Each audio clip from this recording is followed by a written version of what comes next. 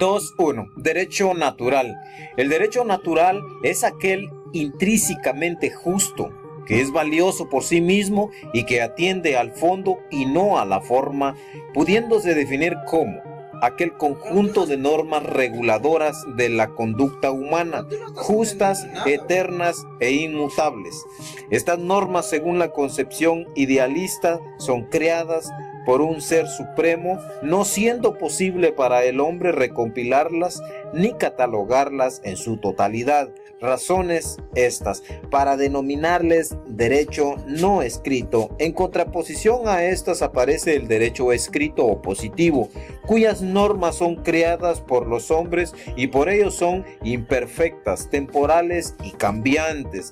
Para la concepción idealista, el derecho positivo o escrito, para poder considerarlo justo, debe buscar conocer los principios y dogmas del derecho natural.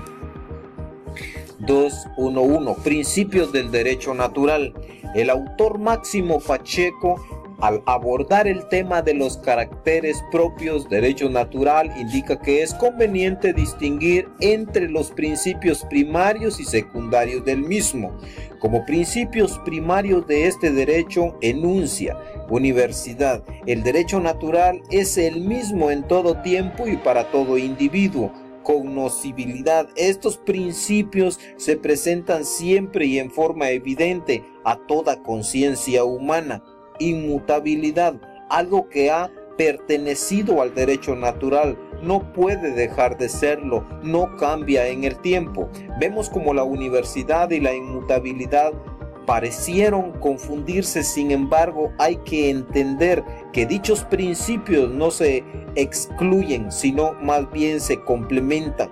Para darle un punto de claridad, enunciaré los mismos complementándolos con las ideas de Aftalión.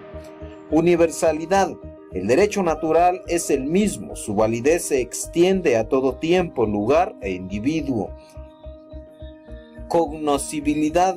Los principios del derecho natural se presentan siempre en forma evidente a toda conciencia humana, haciendo posible que todo individuo los conozca en todo tiempo y lugar. Inmutabilidad. Sus principios no cambian, los mismos en todo tiempo y lugar, ya que no se encuentran sujetos a las vicisitudes de la historia, ello debido a que encuentran fundamento en algo superior al ser humano, por lo cual estos no podrán cambiarlos aunque se los propusieran. Por su parte, los principios secundarios del derecho natural no son en sí universales e inmutables, por cuanto su objeto es esencialmente variable. Su objeto son materias contingentes que varían en relación a las circunstancias históricas y culturales.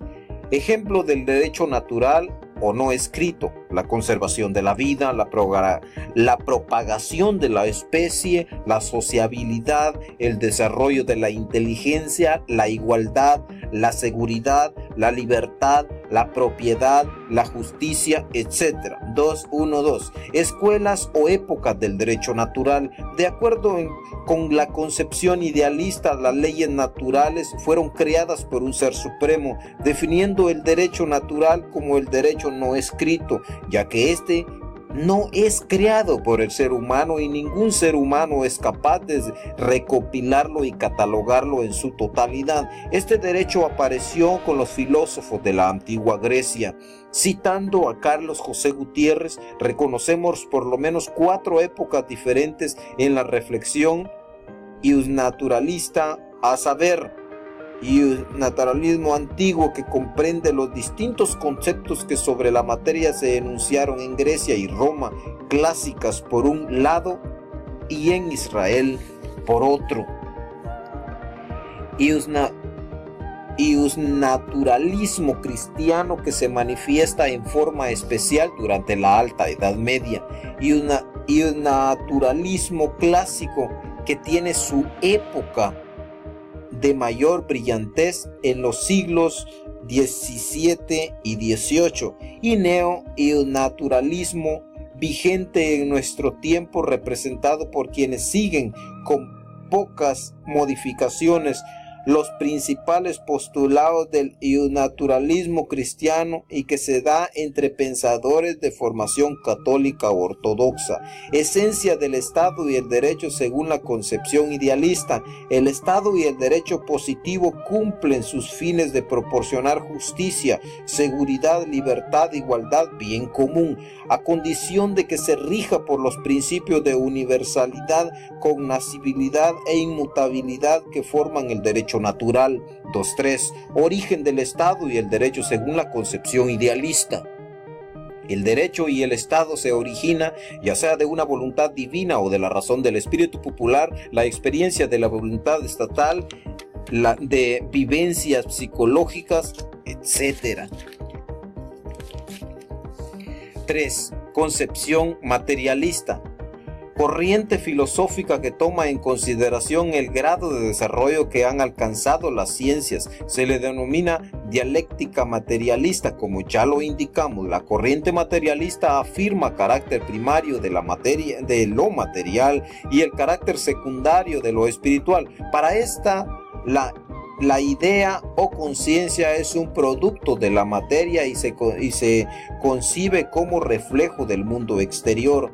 ¿Cómo se esquematizó la concepción idealista? También se desarrollará una breve historia del materialismo dialéctico, evidentemente el origen del Estado y el derecho, así como sus diferentes manifestaciones en los diversos estadios que ha atravesado la humanidad y que según esta teoría atravesará. 3.1. Desarrollo histórico del materialismo dialéctico. El materialismo ingenuo o espontáneo. En la infancia de la cultura actual, los pensadores avanzados de Egipto, Babilonia, la India, China, Grecia y Roma opusieron a las ideas mitológicas una concepción naturalista.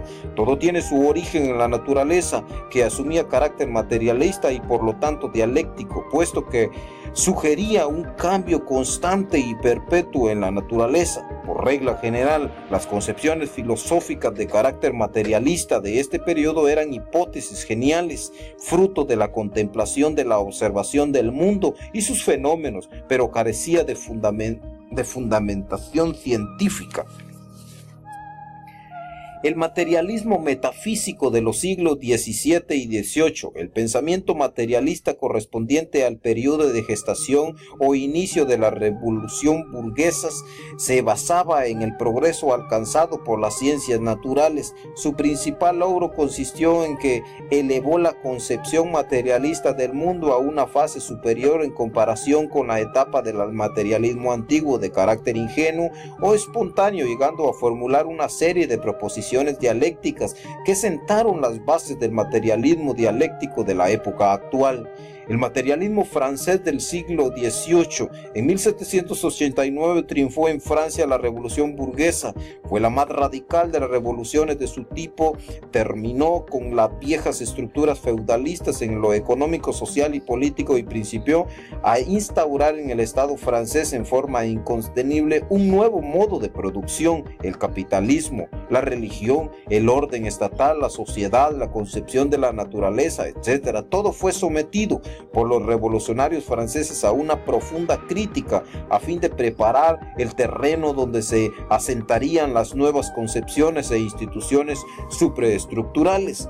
El materialismo de Feuerbach y dialéctica del Hegel, Feuerbach fue seguidor de las posturas hegelianas, pero al comprender las limitaciones de las mismas y su inconsistencia acabó por combatirlas, situándose contra el idealismo objetivo de Hegel y del lado del materialismo. Sus razonamientos demostraron que la conciencia constituye una cualidad específica del cerebro, de tal manera que la conciencia no antecede a la naturaleza, sino que simplemente la refleja.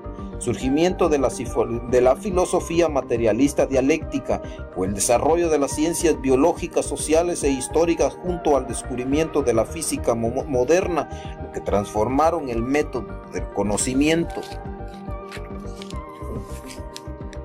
y la concepción de la realidad social y natural. Esto ocurrió en el mismo periodo histórico en que surgen las clases proletarias nacidas del desarrollo económico, que también hizo posible el auge de las ciencias en una estrecha interdependencia. No es casual que en este mismo momento nazca como producto de las luchas proletarias de socialismo científico de Marx y Engels.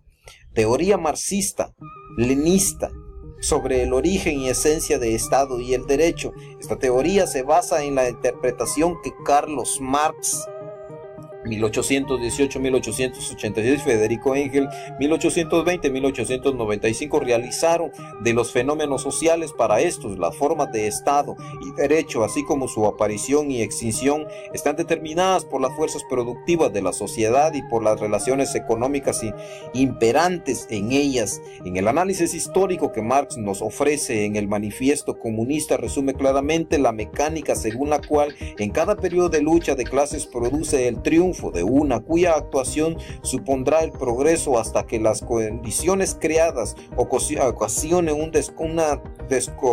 ocasionen su descomposición y desplazamiento por otra, que se forma y fortalece en el seno de las contradicciones internas de aquella hasta que es el suficientemente poderosa para tomar el relevo. Además, evidencia que ni el Estado ni el derecho son elementos esenciales de la sociedad humana. Aparecen solo cuando se dan ciertas condiciones económicas definidas, a saber que los medios de producción estén en poder de una clase minoritaria que use de ellos para explotar a la clase mayoritaria. El Estado y el derecho constituyen la maquinaria coactiva de que se vale la clase explotadora para mantener sojuzgada a la clase explotada. El uno y el otro representan los intereses de esa minoría, que a través de ellos se transforman de la clase económicamente más poderosa en clase políticamente dominante. Así parece expresada la idea fundamental del marxismo. En cuanto a que el Estado es el producto y la manifestación del carácter irreconciliable de las condiciones de clase, el Estado surge en el momento en que éstas no pueden objetivamente conciliarse. Con base en esta última teoría se explica el origen y esencia del Estado y el derecho.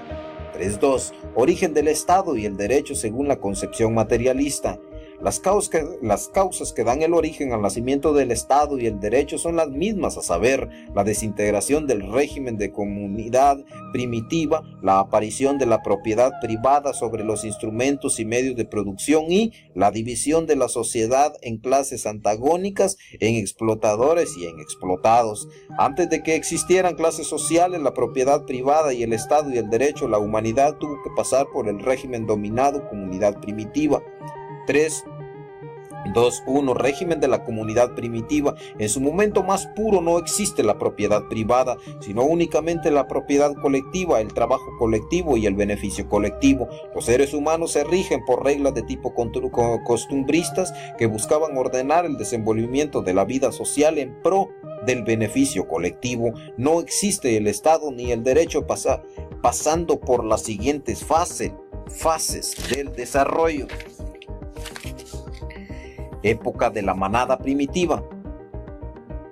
Nómadas y colectores de alimentos. A este periodo se le denominó también infancia del género humano. Régimen gentilicio. La gens era un grupo limitado de personas enlazadas por vínculos de sangre. Es considerada la cédula primaria de la sociedad humana, propia de un régimen avanzado de la comunidad primitiva. En este se produce la separación entre las tribus pastoras y las tribus primitivas. Se sucede el matriarcado y posteriormente el patriarcado. Inciso A. Nacimiento de la sociedad humana. El hombre aparece en los comienzos del periodo actual cuaternario de la historia de la Tierra, cuyos orígenes sitúa la ciencia, que hace cerca de 1 millón de años en diversas regiones de Europa, Asia y África, que se distinguían por su clima templado y húmedo. Habitaban una raza de monos antropoides altamente desarrollada.